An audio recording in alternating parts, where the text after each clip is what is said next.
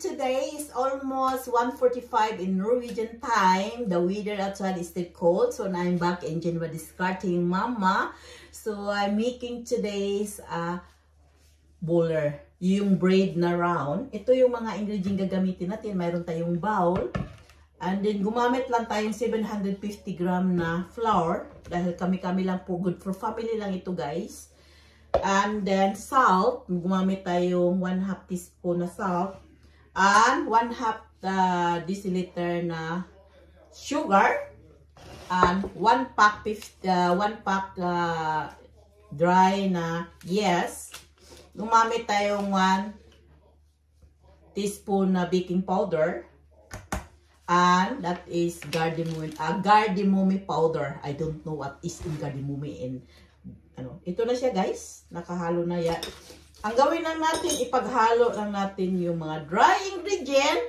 Dahil bukas is Mother Day. Kaya gumawa na lang ako dito. Ang gawin natin ito mamaya, pag makatapos, lagyan na natin siya ng cream. Masarap ito guys, promise. Simple but masarap. Halo-haloin lang natin yung mga dry na ingredient hanggang mahalo ito.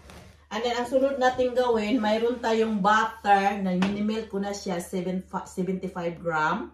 At gumamit na din ako 2.5 deciliter na fresh milk. Hinalo ko lang siya and then, lukewarm. Na natin, mainit na siya. And then, imimix na natin dito sa, dito. Dandahan lang ang pag-mix natin guys. Yan.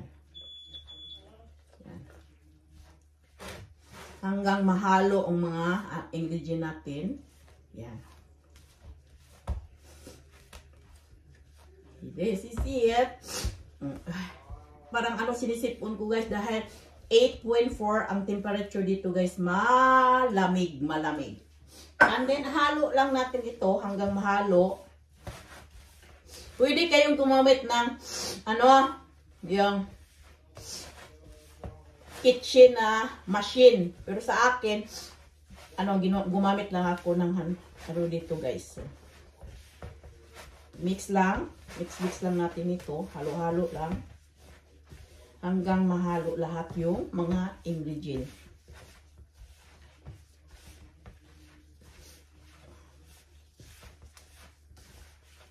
Since after 15 minutes sa paghalo-halo ko guys, ito na yung resulta natin yung maganda na siya guys, medyo consistent na siya.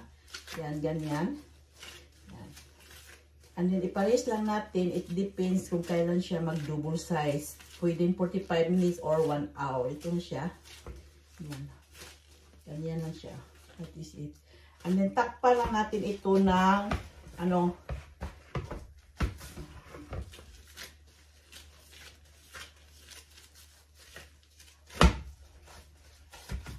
that is it. Takpan natin. Gumamit na tayong plastic bag and then cover. And then ipares na natin ito na mga almost 45 or 1 hour. So, ganyan lang guys. Ang gagawa natin ng braid. And then sit aside na lang natin. And 45 minutes, ito na yung dough natin. Nag-double size na sa natin. Gawin natin ang balls, yung bilog. So gumamit lang ako ng oil para hindi siya didikit. So ito na, ilagay muna natin dito and then work a little bit. Gawin natin na siyang pag ganun lang guys. Diba? Para medyo masarap ang natin guys. Ito siya. Ganun lang. So, pwede tayo makakain ng homemade. Nasa bahay lang tayo. Pag mayroon lang tayong mga ingredients. So, ganito ako guys. Pag Saturday, pag Sunday, gumawa akong paraan na makagawa akong dessert sa pamilya natin. Yan. Ganyan lang. Parang siya. So, gumamit ako dito guys na nahugasan na yan. Ang sunod natin gawin, ikakat natin. Diba? Kakat natin ganito. Yan. Katamtaman lang. Yan. Tuloy lang dahil paggamit ng ganito. Ang laki. That is big one.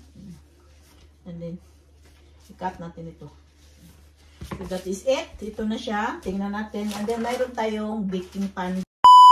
Gram ko siya 100 each. Ito na gram, guys. So, gawin lang natin bilog-bilog. Yan. Ganyan lang. Napakadaling gawin. And this is yummy. Yan. So, ganyan lang, guys. So, tuloy-tuloy lang paggawa ko. Gawa ng bilog-bilog, guys. Ganun lang. Napaka-simple lang, guys. And then, ganun lang natin. And then, ganun lang natin. So, ganyan ako gumagawa, guys. Para yung makinis yung natin, yung braid niya sa ibabaw. O, diba? Napaka-simple. Yan. Diba? Makinis siya, guys. That is it. And then, lagyan natin dito sa form. Ganun din. So, ganun lang. Ano lang natin ito. Gumamit akong counting oil sa gloves ko para siyang hindi siya didikit. And then, ganun lang. Diba? Yan. Para makinis siya.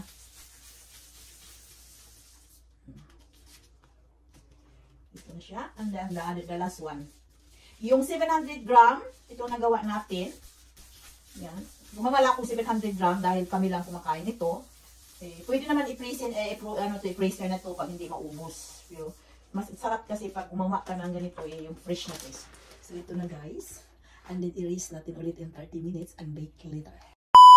Natin i-bake. Ito na. It's so double size na tayo. So, i-bake natin ito sa oven in 212 minutes. Next natin gawin. So, gagawa tayong cream. Mayroon akong half na liter, mayroon akong 3 deciliter na cream fruity or heavy cream. Natin to sa machine, gawa tayo ng cream. And then, mayroon tayong salt. Sugar, 1 teaspoon na sugar. And then, little bit vanilla powder. Kung mayroon kayo, kung may liquid kayo, so, it's much better. Salt. Ayan. So, i-start na natin yung machine. Not so,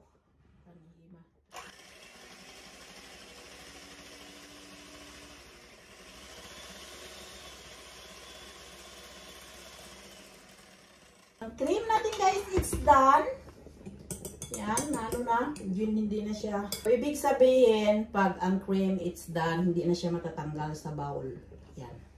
Yan ang yan ang diskarte. So, mayroon tayong 1.5 deciliter na raspberry na jam. Ihalo lang natin ito. Yan. Ihalo natin sa cream.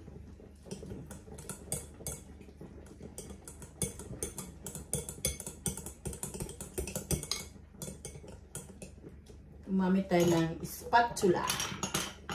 Ito yung family dessert natin, guys. Mamaya! That is yummy. Yan, ito na siya.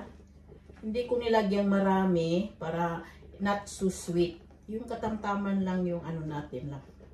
Diba, nagkulay na ng natin, yung cream.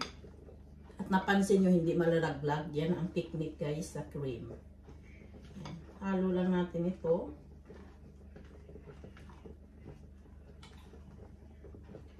At ito na siya, guys. Bread natin, it's done, guys. So, palamanan na natin siya sa ilalim. Ikakat natin into 2. Yan natin ng cream. My bread, guys. It's done. Gawin natin, palamanan natin siya ng, that is it, cream. Yung sa ilalim, guys. Yan.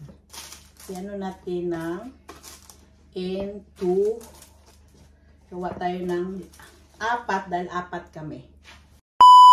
Lang natin into 2. Pwede yung into 2 lang, guys. Yan.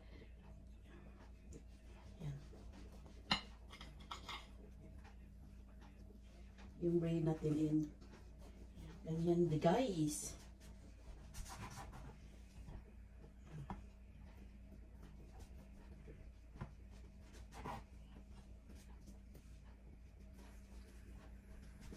Ang napakalambot yung natin. Yan, napakalambot. So, ito na. Ang gawin natin, yan. Gawin natin yan. 4. lagyan natin cream. So, mayroon tayong cream. Ilagay natin ito sa ano natin. Sa bread.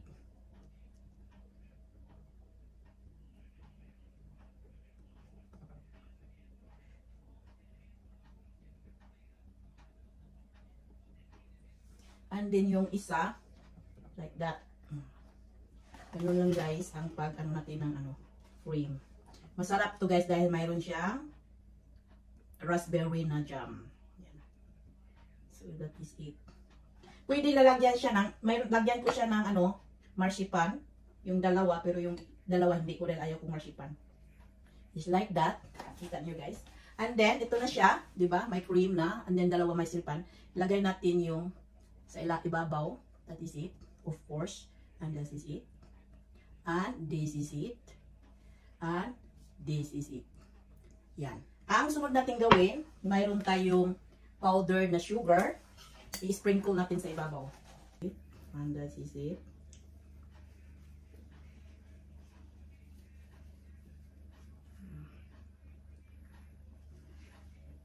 So, ito na. Yan. Ano natin? Dessert! It's yummy! Yan. That is it, guys. Diba? Ganyan, may cream sa ilalim. Ang sarap!